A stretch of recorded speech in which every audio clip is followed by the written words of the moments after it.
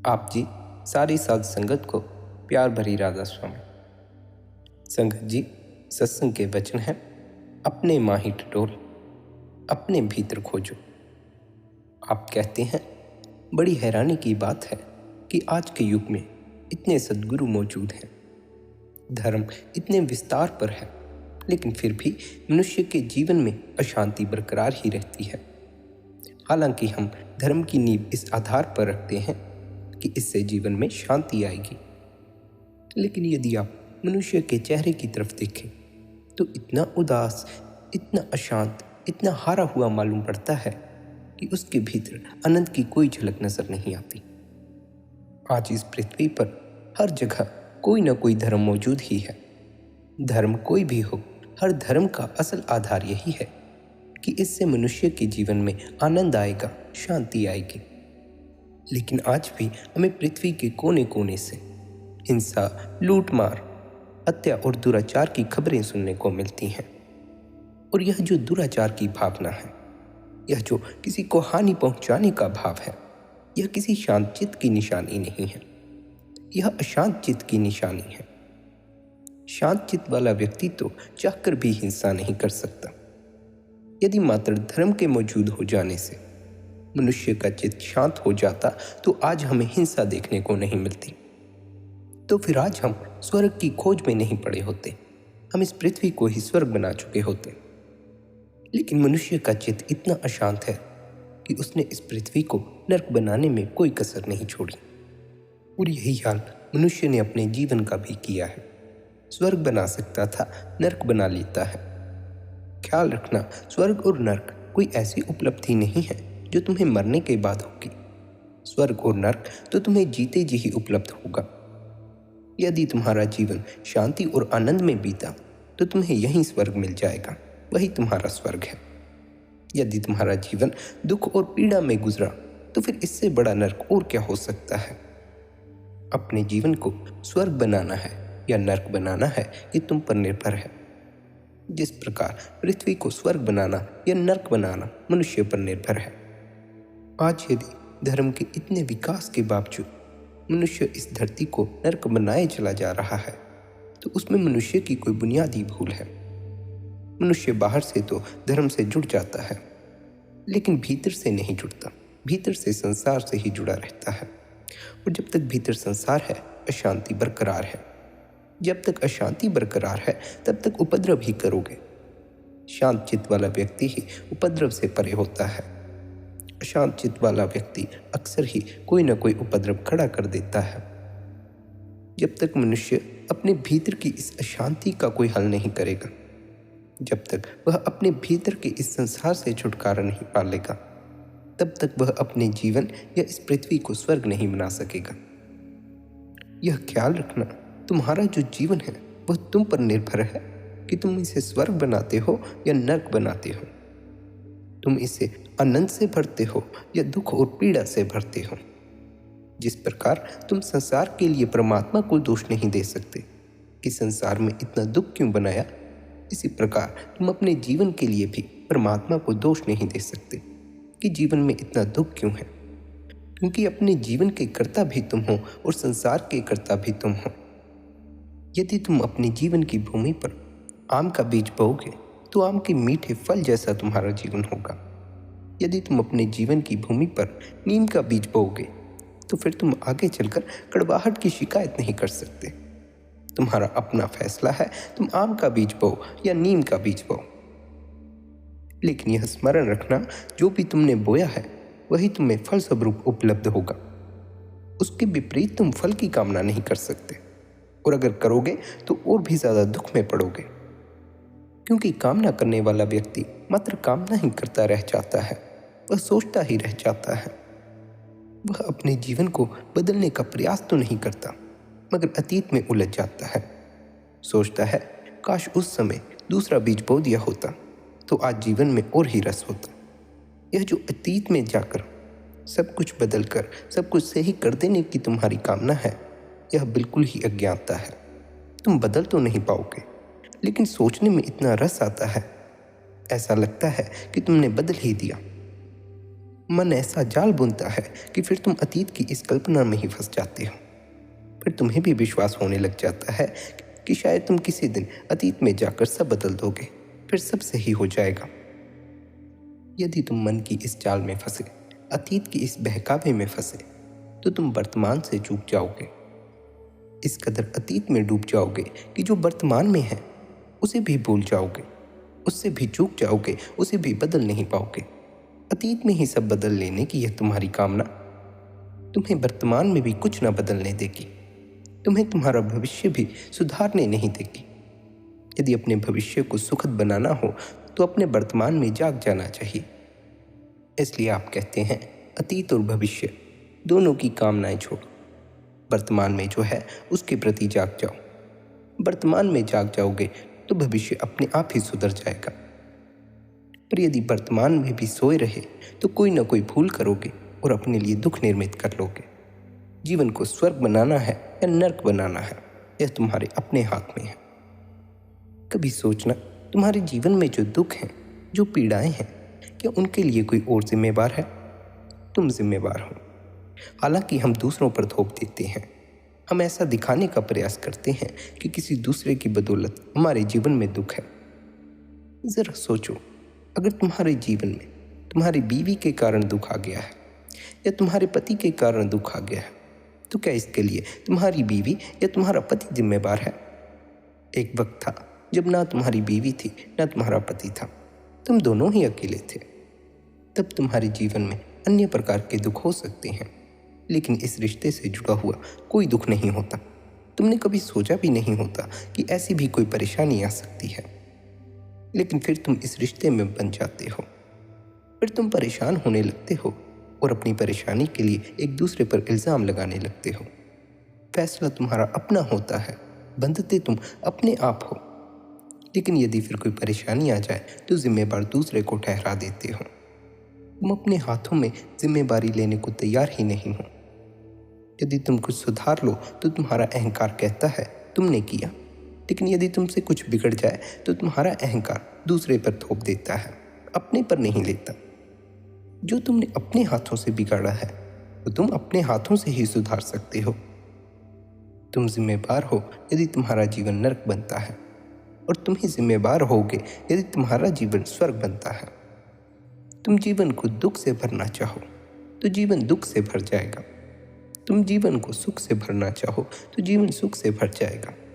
फैसला तुम्हारा है, तुम दुख से भरते हो या सुख से भरते हो। कोई दूसरा तुम्हारा रचयिता नहीं है। तुम्ही को फैसले लेने हैं कि तुम्हें वह करना है जो तुम्हें सुख में ले जाता है, या तुम्हें वह करना है जो तुम्हें दुख में ले जाता है। तुम जिस तरफ चलना चाहो, परमात्मा तुम्हें उस तरफ चलने के लिए स्वतंत्रता देता है। पर क्योंकि सुख हासिल करने के लिए हमें शुरुआत में आग से गुजरना होता है, अपने अहंकार को मिटाना होता है, एक भयंकर पीड़ा हमें पकड़ लेती है। इस कारण हम सुख के रास्ते पर चलते ही नहीं। जब संत महात्मा हमसे कहते हैं कि इन संसारिक बंधनों से बेलगाव हो जाओ, मोह माया छोड़ दो, तब शांति उपलब्ध होगी, तो हम इन्हें छोड़ ही नहीं पाते हैं, क्योंकि ये हमारे अहंकार से जुड़े हैं। हमें लगता है यदि हमने यही छोड़ दिया तो फिर हमारे पास बचा ही क्या। हमें दरअसल यह भ्रम है कि इन्हीं के कारण हमारे जीवन में सुख आ सकता है। लेकिन संत जन कहते हैं इन्हें छोड़ दो तो तुम्हें सुख हासिल हो जाएगा, इनसे बेलाग हो जाओ। छोड़ देने का अर्थ यह नहीं कि आप छोड़कर कहीं जंगलों में चले जाएं। छोड़ देने का अर्थ मात्र यही है कि आप भीतर से बेलाग हो जाएं। पर इससे हमारा अहंकार मिटने लगता है। पर यह सब छोड़ देना हमें हमारे बस का नहीं लगता। हम इस सब से इतना चिपक चुके हैं, इतना जुड़ चुके हैं कि अब हमसे यह छूटते ही नहीं है। इसलिए हमें संत जनों के रास्ते पर, जहाँ की आखिर में हमें सुख उपलब्ध हो जाता है, उस रास्ते पर चलने में पीड़ा मालूम होती है। क्योंकि शुरू में तुम्हें संसार से छूटने का उपदेश दिया जाता है और संसार में ही तुम्हारा रस है। इसलिए सुख की तलाश में कोई कोई जीव ही निकल पाता है, और सुख मात्र एक ही है, सच्चा सुख। लेकिन जो दुख का रास्ता है, शुरू में उस रास्ते पर सुख के कई लुभावने भ्रम मिलते हैं, और वे छलावे और वे भ्रम इतने सुख से भरे हुए होते हैं कि मनुष्य को उनके पीछे छुपा हुआ दुख ही नजर नहीं आता। वह उन सुखों को भोगने में लग जाता है। फिर धीरे धीरे वे सुख दुख में बदलते चले जाते हैं। आखिर में मनुष्य पाता है कि अब उसका जीवन इतनी पीड़ा और इतने संताप से भर गया है कि अब उसके अंत में कोई शांति नहीं है। अशांति ही अशांति है। और यह अशांति, यह दुख, यह पीड़ा मनुष्य के जीवन भर निरंतर बढ़ती ही गई है और बढ़ती ही जा रही है। जीवन के रस का अनुभव, आनंद का अनुभव विलीन होता जा रहा है। जीवन एक भारी बोझ, ऐसा लगता है जैसे एक भारी बोझ पत्थर हमारे मन और हृदय पर है। हम जीवन भर उसमें दबे दबे जीते हैं, उसी बोझ के नीचे समाप्त हो जाते हैं। लेकिन किस लिए यह जीवन था? किस लिए उस मालिक ने हमें यह जामा बख्शा था? किस लिए हम थे? हमारे होने का क्या प्रयोजन था? हमें इसका कोई पता नहीं चलता। इस सब का कोई अनुभव नहीं हो पाता। आप कहते हैं, यह कौन सा बोझ है जो हमारे चित्त पर बैठकर हमारे जीवन रस को सोख लेता है? कौन सा भार है जो हमारे प्राणों पर पाषाण बनकर बोझिल हो जाता है? यह कौन सा भार है जो आपकी जान लिए लेता है? सारी दुनिया में सारे मनुष्यों की जान ले रहा है। यह किस चीज़ का भार है जिसके कारण भीतर इतनी अशांति आ गई है? कौन सी चीज़ है जो ऊपर नहीं उठने देती, नीचे दबा देती है? आकांक्षाएं तो आकाश छूना चाहती हैं, लेकिन प्राण तो पृथ्वी से बंधे रहते हैं। क्या है? कौन सी बात है? कौन रोके है? कौन अटकाए है? किसने हमें यह संसारिक भार अपने सिर पर ले लेने को कहा? शायद हमारे अहंकार ने। हमारे अहंकार ने हमसे यह भार अपने सिर पर ले लेने को कहा है, क्योंकि इस जगत में जिसके सिर पर जितना भार है वह उतना बड़ा है। बड़े होने की दौड़ है, इसलिए भार को सहना पड़ता है। एक कहानी से थोड़ा ख्याल में लाएं। एक बादशाह बहुत थक गया, परेशान हो गया। जैसे जैसे राज्य उसका बड़ा होता गया, वैसे वैसे उसकी चिंता बढ़ती गई, वैसे वैसे बेचैनी और परेशानी बढ़ती गई। सोचा था सम्राट हो जाएगा, अंत में पाया कि जिनको जीता है उन्हीं का गुलाम हो गया। लेकिन फिर कोई उपाय ना था। बादशाह बन जाना तो सरल है, फिर बादशाह से छूटना बहुत कठिन है। आदमी जिन जंजीरों से बंध जाता है, उन जंजीरों को अगर कह भी दिया जाए खुद तोड़ दो तो भी तोड़ना कठिन हो जाता है, क्योंकि जंजीरों के साथ बहुत दिन रहते रहते उन्हीं से प्रेम हो जाता है, मित्रता हो जाती है। भार और बीमारियों से भी संबंध हो जाता है। वे भी एकदम छोड़कर चली जाएं तो खालीपन और अकेलापन लगेगा। तो बादशाह सोचता तो बहुत था कि यह तो झंझट से ले ली, लेकिन छोड़ता कुछ भी नहीं था। और सारी दुनिया में ऐसा ही होता है। सभी सोचते हैं कि बहुत झंझट से ले ली है, बड़ा भार हो गया है, लेकिन झंझट से भी प्रेम हो जाता है। उसके बिना भी तो हम अकेले और खाली हो जाएंगे। लेकिन फिर बादशाह एक दिन बहुत ऊब गया, तो उसने सोचा कि अपने को समाप्त कर लूं। घोड़े को निकाला और जंगल की तरफ गया। सोचा था किसी खाई खड्ड में गिर जाऊं और मिट जाऊं।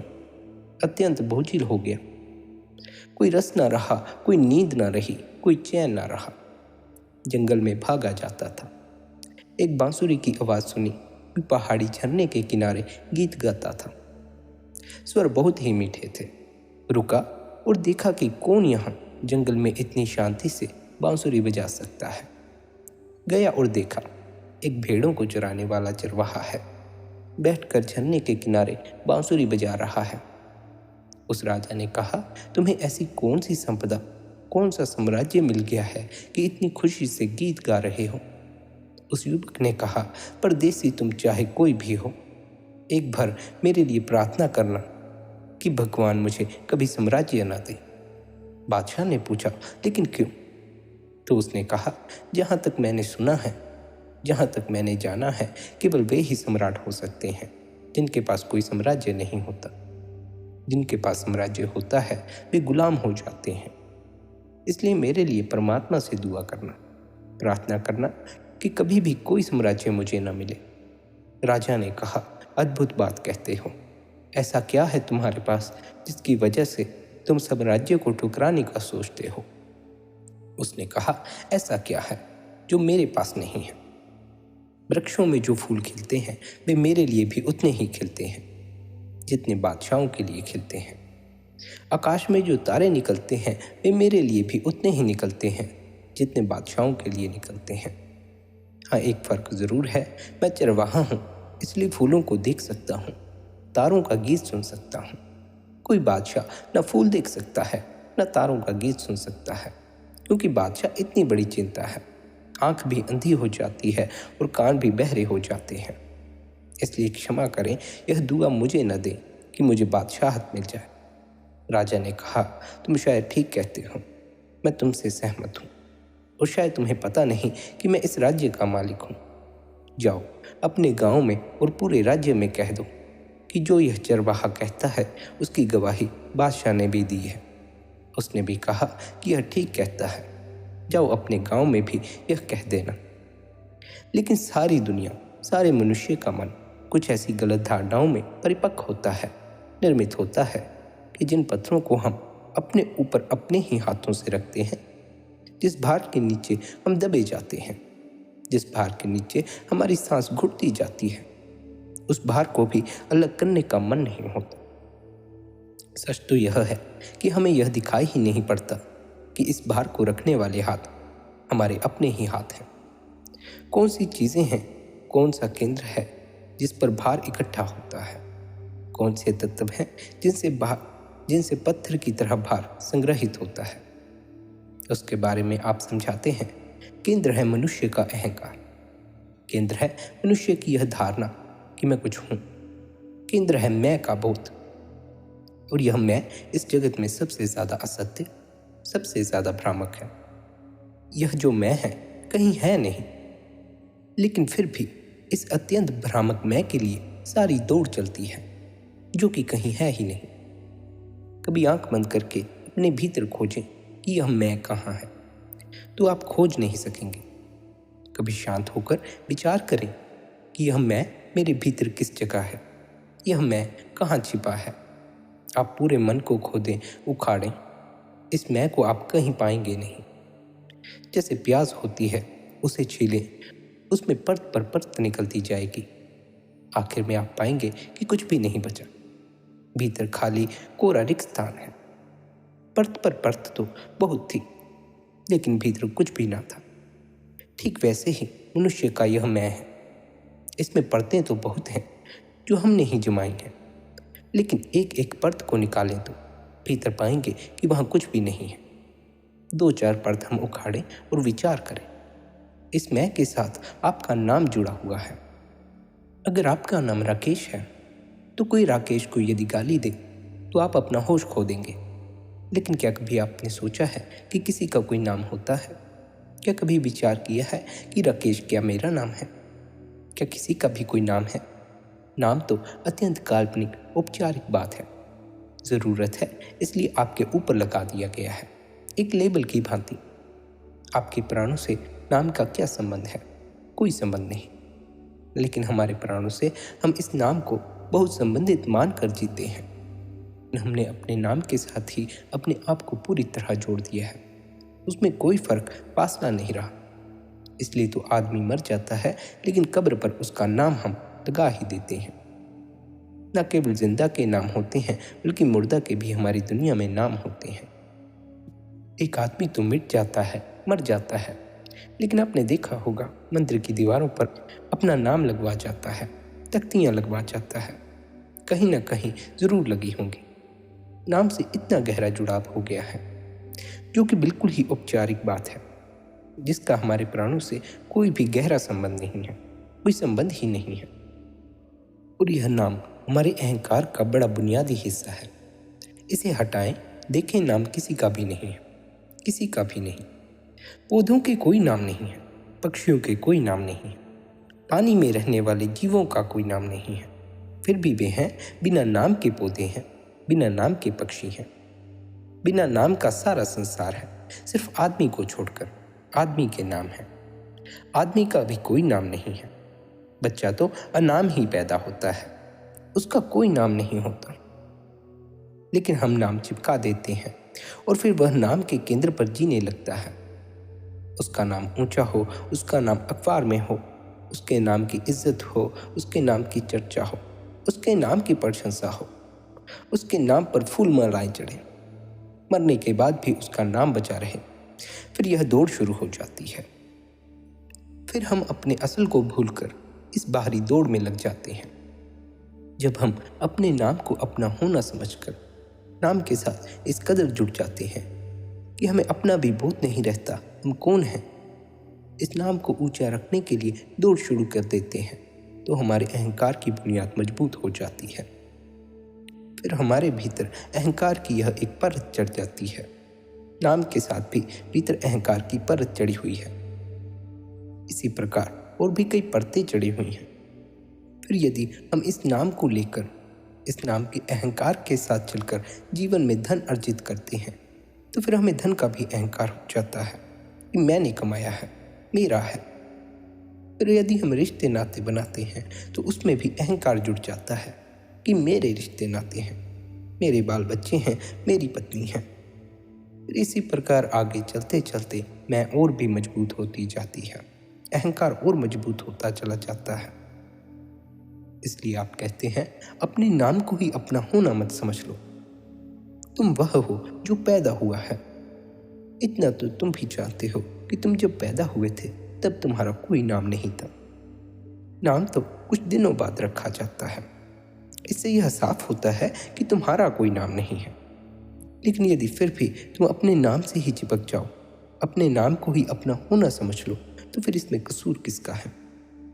संत जन तो हमें समझाते ही हैं कि तुम अपने भीतर उतरकर जान सकते हो कि तुम असल में हो कौन। यह नाम तो तुम नहीं हो, लेकिन फिर भी यदि हम उनके उपदेश पर चलकर यह ना जानना चाहें कि हम कौन हैं, तो फिर इनमें संत सद्गुरुओं का तो कोई कसूर नहीं है। फिर तो यह हमारी ही नासमझी है कि हम इतनी ऊपरी बात को भी, नाम जो कि मात्र एक लेबल की भांति हमारा जीवन भर साथ निभाता है, उसे भी हम अपना होना समझ लेते हैं।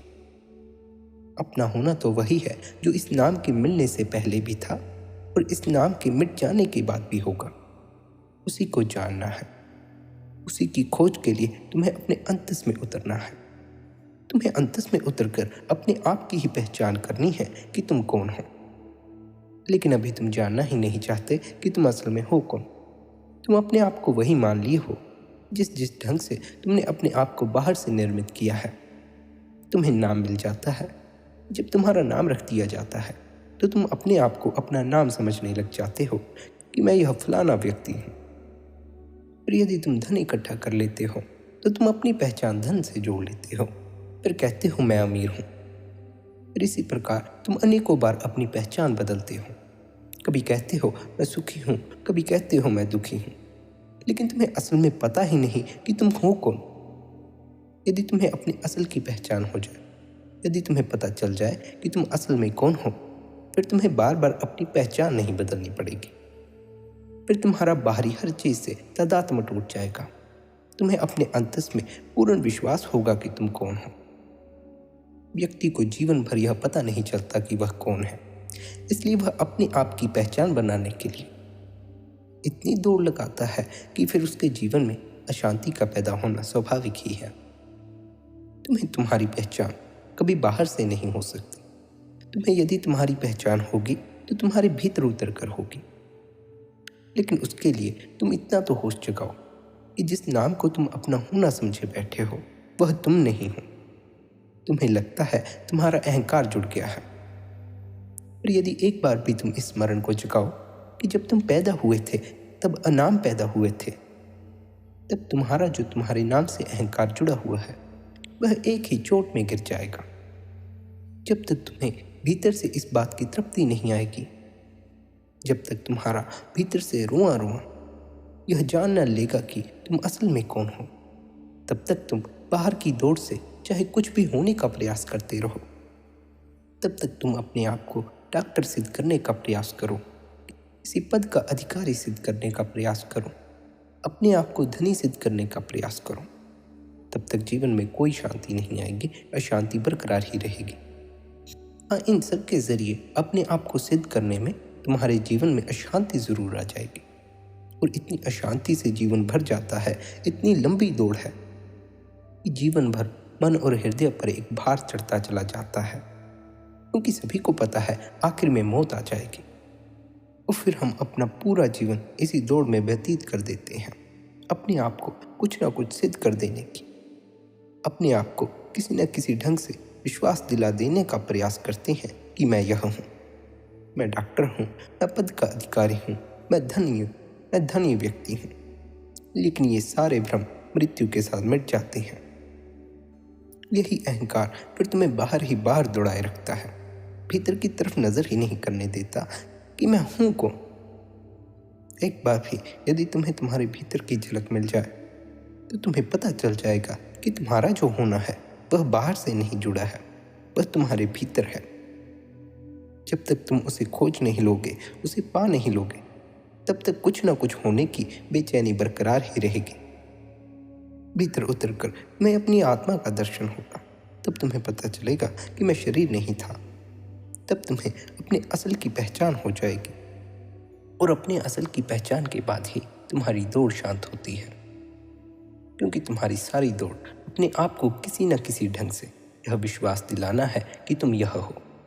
कभी अपने आप को नाम से जोड़ लेते हो, कभी धन से जोड़ लेते हो, कभी पद से जोड़ लेते हो, क्योंकि जो तुम असल में हो उसका तुम्हें कोई पता नहीं चलता, उसका कोई अनुभव नहीं होता, उसकी कोई खबर नहीं मिलती। इसलिए बाहर की वस्तुओं से, बाहर के पदार्थों से अपने आप को जोड़ते चले जाते हो, बाहर के रिश्तों से अपने आप को जोड़ते चले जाते हो। यदि तुम्हें अपने भीतर की खबर हो जाए तो तुम्हारी बाहर की दौड़ शांत हो जाएगी, तुम्हारे अहंकार की दीवारें गिरने लगेंगी। लेकिन जब तक तुम बाहर ही बाहर दौड़ते जाओगे, अहंकार और मजबूत होता जाएगा, मैं और सघन होती जाएगी। मैं जब तक मिटती नहीं तब तक हमारा अंतस में परमात्मा से मिलाप नहीं होता। अंतस की यात्रा में हमारी मैं ही मिटती है। हमारे अहंकार को मिटाने का केवल एक ही उपाय है कि हम ध्यान करते हों, अपने अंतस में प्रवेश करते हों। इसीलिए हमें संत महात्मा ध्यान करने के लिए कहते हैं, भजन बंदगी करने के लिए कहते हैं। बाहर ही बाहर भटकेंगे तो अहंकार और मजबूत होगा, भीतर की तरफ उतरेंगे तो अहंकार मिटना शुरू होगा, भ्रम मिटने शुरू होंगे, सत्य प्रकट होना शुरू होगा, परमात्मा का दर्शन होना, परमात्मा की झलक मिलनी शुरू होगी। लेकिन आवश्यक है कि तुम अपने अहंकार की दीवारें गिराने को राजी हो। जब तक तुम इन भोग विलासों में ही अपना होना समझते हो, बाहरी वस्तुओं में ही अपना होना समझते हो, तब तक तुम्हें अपने भीतर का अनुभव भी नहीं हो सकेगा, क्योंकि बाहर वह आनंद मौजूद नहीं है। जिस आनंद के बारे में संत जन हमें समझा रहे हैं वह हमारे भीतर है, भीतर से ही उपलब्ध होगा, भीतर ही उतरना होगा। जब हम भीतर उतरेंगे तो हमारे जीवन से अशांति भी विदा होने लग जाती है, और हमारे जीवन में ऐसी शांति उतरने लगती है जिसकी कभी हमने कल्पना भी नहीं की होती। ऐसा संगीत पैदा होता है जिसके हमने कभी अब तक स्वर भी नहीं सुने होंगे। लेकिन हमें ये सब बातें बेबूझ मालूम पड़ती हैं, क्योंकि हम जुड़े हैं बाहर से। हमारा जितना अनुभव है बाहर से जुड़ा हुआ है, भीतर का कोई अनुभव नहीं। हमें जिस संगीत का ज्ञान है वह बाहर का संगीत है। इसलिए जब संत महात्मा कहते हैं कि तुम्हारे भीतर संगीत हो रहा है, तो हम सोचते हैं कि भला शरीर के भीतर कैसे कोई संगीत हो सकता है। हम अपनी बुद्धि से सोचते हैं, हम अपनी बुद्धि के जरिए, अपनी समझ के जरिए यदि अपने शरीर के भीतर जाते भी हैं तो केवल उतना ही जा पाते हैं जहाँ तक हमारा भीतर भी शरीर से जुड़ा हो। दिल दिमाग तक जा सकते हैं, बुद्धि के जरिए दिल दिमाग तक जा सकते हैं, उससे भीतर नहीं उतर सकते, क्योंकि वह रहस्य का जगत है। इसलिए संत महात्मा कहते हैं कि जब सद्गुरुओं के पास आओ तो अपनी बुद्धि लेकर मत आओ, यह रहस्य का जगत है। यहाँ यदि तुम बुद्धि लेकर आओगे तो तुम्हारी बुद्धि तुम्हें भीतर उतरने में रुकावट पैदा करेगी, और समझ का रहस्य के जगत में कोई लेना देना नहीं। तुम अपनी समझ से यदि शरीर के भीतर जाना भी चाहो तो या दिल या दिमाग तक जाओगे, लेकिन सद्गुरु तुम्हें एक ऐसे आयाम में ले जाएगा जहां तुम पाओगे कि तुम शरीर से ही भिन्न हो। शरीर और तुम्हारे बीच फासला है। जब तुम्हें फासला महसूस हो जाता है और जब तुम्हें फासला अनुभव हो जाता है, जब तुम्हें अपने असल की पहचान हो जाती है, जब तुम जान लेते हो कि तुम शरीर नहीं हो, तब तुम्हारी शरीर से जुड़ी हुई सारी दौड़ बंद हो जाती है। जब तुमने जान ही लिया तुम शरीर नहीं हो, तुम आत्मा हो, तब शरीर से जुड़ी हुई दौड़ क्यों करोगे? और जितना भी दुख, पीड़ा या अशांति तुम्हारे जीवन में है, वह तुम्हारी शरीर की दौड़ के कारण ही है। आत्मा की अपनी कोई दौड़ नहीं है। इसलिए जब तुम अपने ही अनुभव में उतरते हो, जब तुम्हें पता चलता है तुम कौन हो, जब तुम्हें पता चलता है तुम आत्मा हो, तब तुम परम शांति में उतर जाते हो। क्योंकि आत्मा की कोई दौड़ नहीं, शरीर की है। जब तक अपने आप को शरीर मानते हो तब तक दौड़ जारी है, तब तक अशांति बरकरार रहेगी। जब अपना अनुभव हो जाएगा, अपने असल की पहचान हो जाएगी, तब तुम्हारी दौड़ स्वाभाविक ही शांत हो जाएगी। फिर तुम्हें जीवन में आनंद और शांति उपलब्ध हो जाएंगे। प्यारी संगत जी, यदि आपको इस सत्संग के जरिए आपके सवालों के जवाब मिले हों तो सत्संग को शेयर करें, ताकि यदि किसी और के भी सवाल हों तो उन्हें भी इस सत्संग से उनके जवाब मिल सके। राधा स्वामी।